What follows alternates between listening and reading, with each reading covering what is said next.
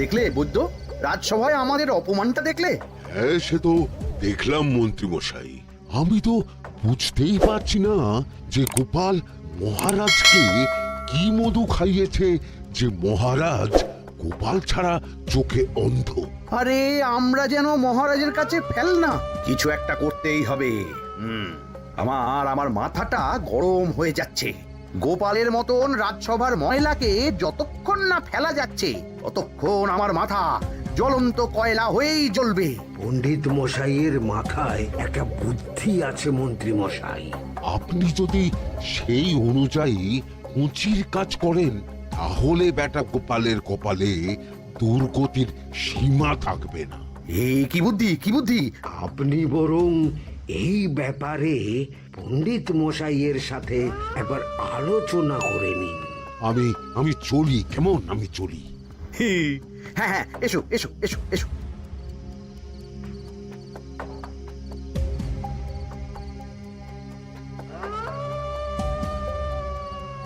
আরে ওই তো আমার বাঁ হাত ঘটা আসছে, বেটাকে দিয়ে একটা কাজ করাতে হবে। এ কি মন্ত্রী মশাই, আপনি এখানে দাঁড়িয়ে কি করছেন? এই একটা গুরুত্বপূর্ণ ব্যাপারে কথা বলছিলাম। একটা একটা কাজ করতে পারবি? কি কাজ করতে হবে বলুন মন্ত্রী মশাই। আমাকে একটু ঠান্ডা জল, পাতিলেবু আর পুদিনার পাতা দিয়ে শরবত বানিয়ে খাওয়াতে পারবি? সেসব আমার ঘরে ব্যবস্থা করাই আছে। চলুন চলুন আমার সাথে চলুন। হ্যাঁ হ্যাঁ, চল চল চল চল চল।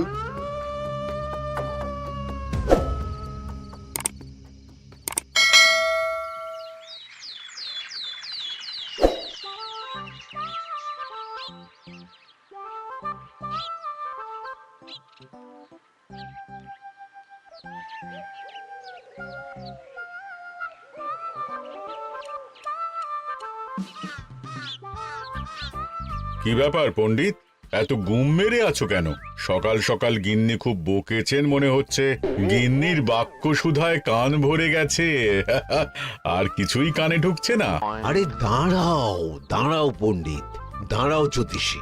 পণ্ডিত তো আমার কথা শুনতেই পেল না মনে হচ্ছে। তুমি তো দূর থেকে বলেছ, আমি তো বলেছি পাশ থেকে, তাতেও শুনতে পাইনি। কানের পোকা হলো নাকি? কি গো পণ্ডিত, ব্যাপার কি? কেমন বুঝছো?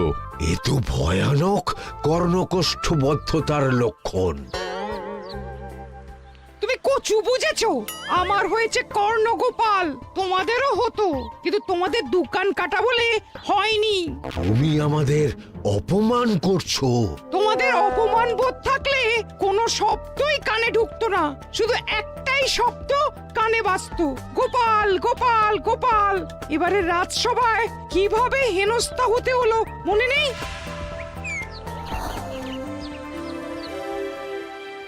মহারাজ, একটা ভিক্ষা আছে। ভিক্ষার জন্য কৃষ্ণনগরের রাস্তাই সবচেয়ে উপযুক্ত জায়গা গোপাল, তুমি বরং সেখানেই যাও। মন্ত্রী, মন্ত্রী মশাই ঠিকই বলেছেন মহারাজ। যে যার নিজের জায়গা থেকে কথা বলে। কুকুর বলে ভৌ ভৌ, বেড়াল বলে মিউ মিউ, কাক বলে কা কা। মন্ত্রীর ভিক্ষার জায়গা কৃষ্ণনগরের রাস্তা, আর গোপালের ভিক্ষার জায়গা মহারাজ কৃষ্ণচন্দ্রের দুয়ার। বলো কি ভিক্ষা? বাড়িতে পুজো আছে মহারাজ, খরচা অনেক, কিছু ঋণ আবশ্যক। যদি 100 মোহর। ঋণ তোমাকে আমি দিতে পারবো না গোপাল। পুজো উপলক্ষে তোমাকে আমি 100 মোহর দিলাম। মহারাজ, আমিও ঠিক এই কথাটাই বলতে যাচ্ছিলাম। আমরাও তাহলে বাড়িতে পুজো করব। পুজোর জন্য আমাদের অনেক খরচ, তাই যদি... অবশ্যই অবশ্যই, কত ঋণের প্রয়োজন খাজাঞ্চির কাছ থেকে নিয়ে নিও, সুদটা আমি মাফ করে দিলাম। মহারাজ, গোপালকে দান আর আমাদের ঋণ? হ্যাঁ, কারণ তোমরা নিজেরা খাবে, কিন্তু গোপাল অন্যদের খাওয়াবে। গোপালের মতো মানুষের সঙ্গে থাকাই হলো রাজধর্ম। কিন্তু তাছাড়াও তোমরা হলে 80 যাই বেতন পাই দলের লোক। গত 1 বছরে তোমার কোন মন্ত্রণা দেশের কাজে এসেছে? পণ্ডিত কোনো নতুন তত্ত্ব শুনিয়েছে? জ্যোতিষী কোনো অমোঘ ভবিষ্যৎবাণী করেছে? আর বৈদ্য 3 বছর ধরে আমার হাঁটুর ব্যথা সারাতে পারেনি। কিন্তু গোপাল, গোপালের ভাঁড়ে হাস্যরসের কখনো অভাব হয়নি। মনে আছে? আছে। কিন্তু করার তো কিছু নেই। আছে। কিছু ভেবেছো নাকি পণ্ডিত? তোমাদের মনে আছে মহারাজ মোহর দেওয়ার পর গোপাল সেদিন বলেছিল, কি গোপাল, খুশি তো? মহারাজ, আপনি আমাকে এক মুঠো ধুলো দিলেও আমি খুশি। সেই ধুলো মুঠোই আমি সোনা মুঠো করে ফেলবো। মনে নেই আবার? একটু ঝেড়ে কাশো তো দেখি পণ্ডিত, কি ভেবেছো? যা হবে দেখতেই পাবে।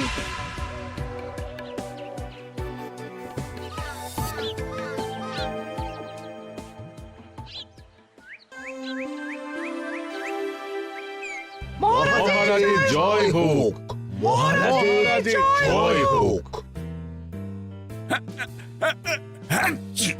ওরে বাবা, এই যে সকাল সকাল চান করে ঠান্ডা লেগে গেল মনে হচ্ছে। মহারাজ, ওই কবি গান উপলক্ষে গত মাসটা আমি কৃষ্ণনগরের কোণে কোণে ঘুরে বেরিয়েছি। প্রজাদের মধ্যে একটা অসন্তোষ আমি লক্ষ্য করেছি মহারাজ। অসন্তোষ? আমি তো জানতাম আমার শাসনে প্রজারা সুখে আছে। সুখে তারা ভাসছে মহারাজ, কিন্তু একটাই অসুখ, তারা মহারাজের দর্শন পায় না। তারা মহারাজের পদধূলির জন্য আকুল হয়ে আছে, মহারাজের দর্শন পাওয়ার জন্য চাতকের মতো অপেক্ষা করছে। চিত্রকরকে দিয়ে চিত্র অঙ্কন করিয়ে বিলি করে দিলেই হলো।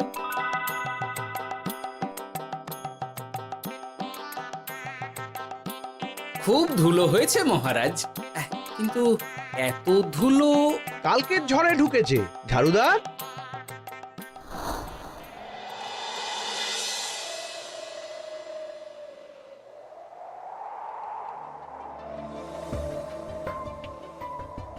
এই সুযোগ, রাজসভা ফাঁকা, এমন ঝড় যে পেয়াদারাও বাইরে নেই। কাজটা সেরে ফেল, বুঝলি? কিরে, কাজটা কর।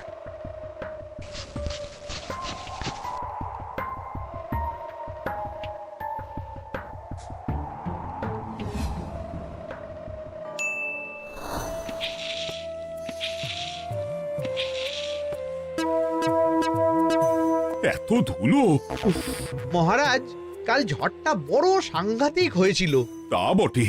আচ্ছা গোপাল, তুমি বলেছিলে মহারাজ তোমাকে এক মুঠো ধুলো দিলেও সেটা সোনা হয়ে যাবে। এখনো সেই কথাই বলছি। মন থেকে বলেছিলে না মহারাজকে তেল দেবার জন্য? তেল দেওয়ার দায়িত্বটা তো আপনি নিজের কাঁধেই নিয়ে ফেলেছেন।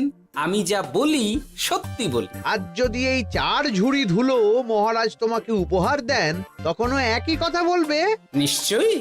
মহারাজ, গোপালকে এই 4 ঝুড়ি ধুলো দেওয়ার হুকুম হোক। কি গোপাল, আমি তোমাকে যদি এই ধুলো ঝুড়িগুলো দিই, তা থেকে সোনা আসবে নাকি?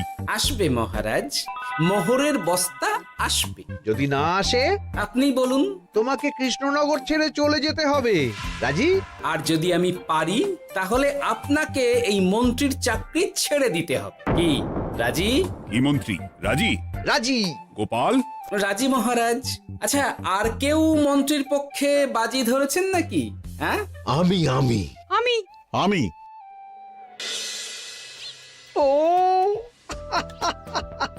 গোপাল এবার যে মরণ কুয়োতে ঝাঁপিয়েছে, সেখান থেকে আর উঠে আসতে পারবে না। পুরো থেকে মোহরের বস্তা আসবে। এ হচ্ছে গোপালের উন্মাদ রোগের শুরু। দেমাক দেমাক, মহারাজের পিঠ চাপড়ানি পেয়ে পেয়ে গোপাল ভেবেছে যে ও সব কিছু করতে পারে। এবার শুধু সেই দিনটার অপেক্ষা, যেদিন গোপালকে উল্টো গাধায় চড়িয়ে কৃষ্ণনগর থেকে বার করে দেব। এতটা নিশ্চিন্ত হবেন না মন্ত্রী মশাই। গোপাল কিন্তু হালকা কথা ছুঁড়ে দেওয়ার লোক নয়। কি বলতে চাইছো পণ্ডিত? ওই 4 ঝুড়ি ধুলো থেকে মোহরের বস্তা আসবে? না, তা বলছি না। অন্য জায়গা থেকেও তো মোহরের বস্তা আসতে পারে। তার সঙ্গে ধুলো মিলিয়ে দিলেই কেল্লা ফতে। গোপালের নিশ্চয়ই কোনো পরিকল্পনা আছে। গোপালের সব পরিকল্পনার গোড়া মেরে রেখে দিয়েছি পণ্ডিত। ঘটা আছে গোপালের পেছনে, আর ঘটা আছে গোপালের বাড়ির পাহারা। লুকিয়ে কিচ্ছু করতে পারবে না। আরে ওই তো বটা আসছে। বেল্লিক, উল্লুক, তোকে আমি জল বিছুটি দেওয়াবো। গোপালকে ছেড়ে চলে এসেছিস কেন? ছেড়ে আসবো কেন মন্ত্রী মশাই? গোপালকে ওর বাড়ির সামনে ছেড়ে এসেছি। ওখানে তো ঘটা আছে। ও বড্ড ঘুরিয়েছে বেটা। কোথায় কোথায় গিয়েছিল গোপাল? 4 ঝুড়ি ধুলো নিয়ে বেটা বাড়ির উল্টো দিকে হাঁটা দিল। চললাম পিছু পিছু যাচ্ছিল কোন দিকে? নদীর দিকে, কিন্তু গোপাল দাঁড়ালো যদুর বাড়ির সামনে। এই যদু হলো সেই লোক যে লোকজনের বাড়িঘর কেনা বেচা করে আর লোক ঠকায়। আগে রাজধানীতে থাকতো। বেটা রাজধানী থেকে এই কৃষ্ণনগরে পালিয়ে এসেছে, এখানেও লোক ঠকাচ্ছে। কিন্তু বেটা এত চালাক যে কিছুতেই ধরা যাচ্ছে না। এইরকম লোককে ধরাচ্ছে হাতে রাখা ভালো নয় কি মন্ত্রী মশাই? সে তো জানি, কিন্তু ওর ওপর মহারাজের কড়া নজর আছে। এখন ওর সঙ্গে সম্পর্ক রাখা খুব ঝুঁকি। যাই হোক, তারপর? হ্যাঁ তারপর যদু, যদু রে, গোপাল খুড়ো, আরে তুমি এখানে কি করছো? দেখতেই তো পাচ্ছিস ধুলো। তবে যে সে ধুলো নয়, মহারাজ কৃষ্ণচন্দ্রের পদধূলি। শুনিসনি বোধহয় এখন কৃষ্ণনগরে সবচেয়ে বেশি চাহিদা মহারাজের পদরেণু। আচ্ছা, মহারাজের পদরেণু নিয়ে যাচ্ছ কোথায়? এই ছোট ছোট পুলিন্দায় ভরে কৃষ্ণনগরের প্রত্যন্ত জায়গায় যেখানে প্রজারা মহারাজের সাক্ষাৎ পায় না সেখানে বিক্রি করব। তোমার কি মাথা খারাপ? পায়ের ধুলো বিক্রি হবে? ওরে, গতবারে মাত্র 1 ঝুড়ি ধুলো 1000 মোহরে বিক্রি করেছিলাম, এবারে 4 ঝুড়ি। শোনো, তুমি আবার ঘুরে ঘুরে বিক্রি করবে কেন? তোমাকে আমি বরং 10 মোহর দিয়ে দিচ্ছি। তুমি আমাকে এগুলো দিয়ে দাও, আর বিক্রি করে যা হবে তোমাকে এই 40 ভাগ দিয়ে দেবো। ওই 10 মোহরে বদমাস দুদুকে ধুলো বেচে গোপাল বাড়ির দিকে চললো। বাড়ির সামনে অব্দি পেছনে পেছনে গিয়ে তারপরে এই আপনাদের কাছে আসছি। বলিস কি রে, ধুলো বেচে 10 মোহর? ও মন্ত্রী মশাই, গোপাল তো একেবারে নাড়ি ধরে টান মেরেছে। গেল রাজসভায় এমন সুখের চাকরিটি গেল। এবার আবার রাস্তার ধারে গিয়েই বসতে হবে। এবার নবাবের দরবারে জায়গা আছে কিনা খোঁজ করি গিয়ে। তাত্তেরি, 10 মোহর আর 1 বস্তা মোহরের মাঝখানে অনেক রাস্তা, সেই রাস্তায় আমি লোক বসিয়ে রাখবো।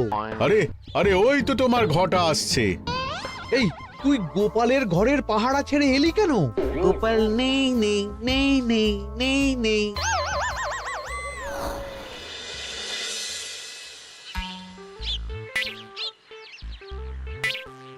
আরে, ভয় পেলি নাকি? না না না না না, ভয় পাবো কেন? শোন, তোকে পেয়ে আমার খুব ভালো হলো বুঝলি। তোকে আমার একটা কাজ করতে হবে। বলো বলো। আসলে বুঝলি, আমার না গিন্নিকে নিয়ে তার বাপের বাড়ি যাওয়ার কথা ছিল, কিন্তু হঠাৎ বিশেষ কাজে আমাকে খামবাজে চলে যেতে হচ্ছে। এখন আমি গিয়ে গিন্নিকে বললে বুঝতেই পারছিস কুরুক্ষেত্র হয়ে যাবে একেবারে। তাই আমি কাউকে খুঁজছিলাম যে আমার বাইরে যাওয়ার খবরটা আমার গিন্নিকে গিয়ে দেবে। তুই পারবি বাবা ঘটা? ওরে বাবা, আরে আরে আরে, ভয় পাস না, তোকে গিয়ে মুখে কিছু বলতে হবে না। এই নে, এই চিঠিটা আমার বউকে দিবি।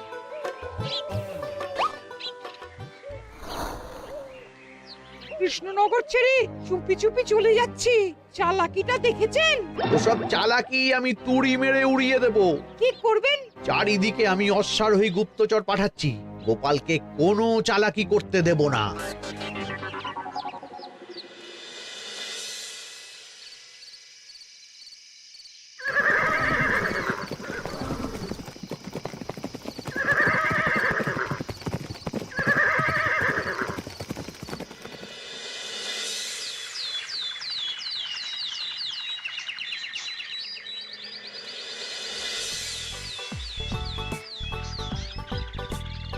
অং বং পিং পং। হ্যাঁ, ওরে বাপ রে, এ আবার কি বলে? মানে বুঝিতে পারিলে না?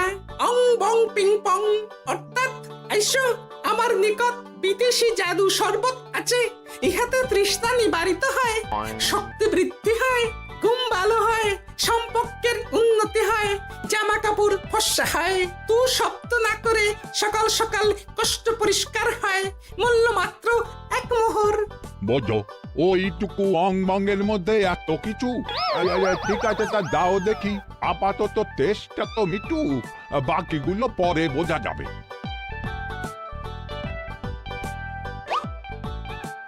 আহা বড় ভালো খেতে তো আহ, ঠং ঠং অর্থাৎ শক্তি বৃদ্ধি হলো। হ্যাঁ, হ্যাঁ, মনে হচ্ছে গায়ে যেন দুগুণ বল পাচ্ছি।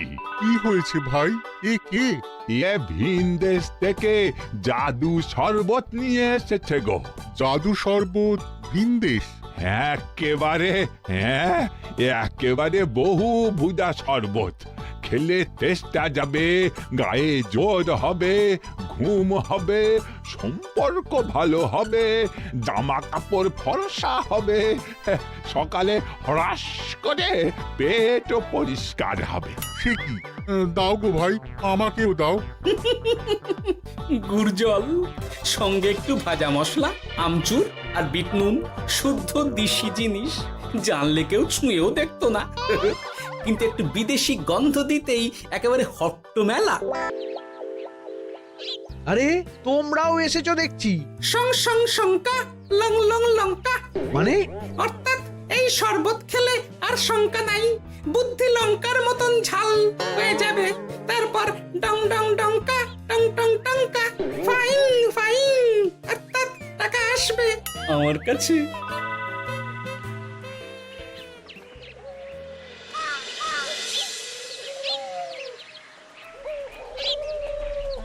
ঝপ ঝপ ছপাং ভট ভট ফটাং, অর্থাৎ উহাকে দৌড়িয়েছ কেন?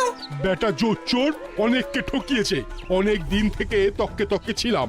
এবার এই ধুলো নিয়ে মহারাজের পায়ের ধুলো বলে বিক্রি করছিল। একটা বেনামি চিঠিতে খবর পেয়ে বেটাকে ধরেছি। ব্যাং ব্যাং বিগ ব্যাং, অর্থাৎ বাহ বাহ বাহ বাহ। বেনামি চিঠিটা আমি দিয়েছিলাম বাবু। বাবা যদু, তুমি সেই রাজধানী থেকে কৃষ্ণনগর অবধি মানুষকে অনেক খোল খাইয়েছো। তুমি এতদিন ঘুঘু দেখে এসেছিলে বাবা। এবার গোপাল নামক ফাঁদটা দেখলে। কতবার বলবো, এইসব ধুলো আমি গোপালের কাছ থেকে কিনেছি। যা বলার ওই বিচারের সময় মহারাজকে বলবি। চল চল চল চল চল।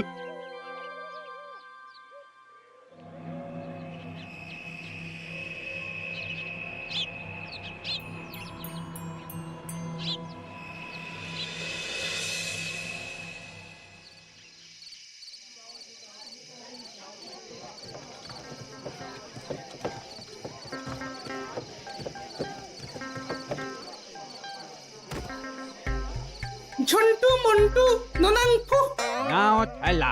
এ সাহেব বলে কি ফু দিয়ে দিতে হবে? কি বলছো সাহেব? বুঝতে পারছি না, কোথায় ফু দেব? ঝন্টু মন্টু ননাং ফু, অর্থাৎ লবণ আছে? আছে আছে সাহেব আছে। কত লাগবে? ভান্ড ভরি আন্ডাকারি, অর্থাৎ যা আছে সব।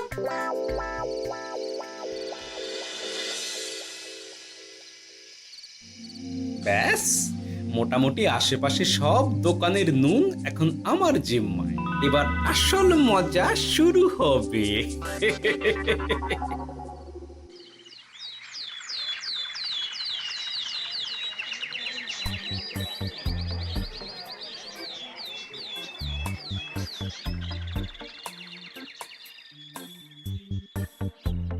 নুন আছে? না হুজুর, গোটা কৃষ্ণনগরেই নুন নেই। ওই দেখো, পুরো রাজসভাই বাজারে জড়ো হয়েছে। শান্তামনা শান্টু মন্টু, এ আবার কি বলছে রে বাবা? শান্তামনা শান্টু মন্টু, অর্থাৎ জনগণ শ্রবণ করুন। নান্টু কান্টু নুন কিনিবেন, আন্টু আন্টু, আসুন আসুন। আমার আমার এক সের নুন লাগবে। সেন্টু অবশ্যই 100 লবণ 10 মোহর। এক সের 10 মোহর? 10 মোহর লইবেন না লইবেন না? না, নেব না। উত্তম উত্তম, গান্ডা পিণ্ডে ঢিসুম ঢিসুম, অর্থাৎ তাহা হইলে নুনের বদলে গৃহিণীর প্রহার ভক্ষণ করুন। আমাকে এক সের নুন দিন। আমাকেও আমাকেও। নুন ছাড়া বাড়ি ফিরলে গিন্নি ঘর ছাড়া করবে আমাকে। শুনলাম কৃষ্ণনগর থেকে নুন উধাও। আছে মহারাজ, আছে। কৃষ্ণনগরের সব লবণ আমার নিকটে আছে। 110 মোহর। এত দাম? দাম তো হবেই মহারাজ। লবণ ছাড়া রান্না কেমন হবে ভাবিয়া দেখুন। ঠিকই বলেছ, রাজপাকশালেও তো রান্না বসেনি। 100 সেরের মতন রাজপ্রাসাদে পাঠিয়ে দাও। 1000 মোহর দিয়ে দাও।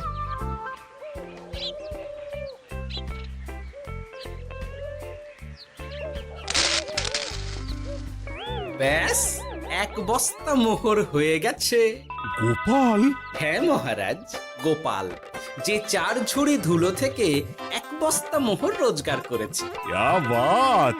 চলো রাজসভায়, পুরো গল্পটা শুনতে হবে। সকলেই এসো তাহলে রাজসভায়। কিন্তু মহারাজ, যারা বাজি হারলো তাদের তো চাকরি গেছে, তো তারা রাজসভায় যাবে কি করে? ঠিক ঠিক ঠিক বলেছ।